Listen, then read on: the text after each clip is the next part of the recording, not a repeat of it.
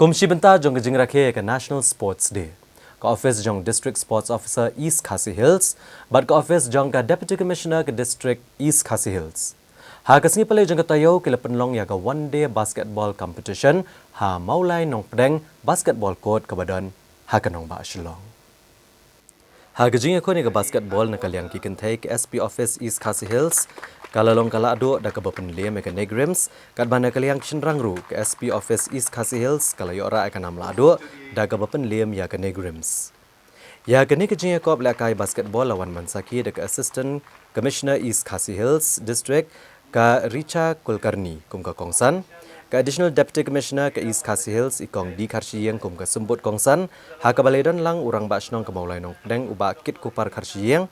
Head coach jong ke Super Elite Pathway Program, hapo jong ke MSOA uba Amin Karkongor, ha ke baledon lang uba di Keriem Additional Superintendent ki Pulit ke East Khasi Hills, but Dr. C. Daniela, Medical Superintendent ke Negrims. Kiha nya ke Negisni kilasam ke Khusnam, syaginong job ha ke Lumpung ialehkai basketball.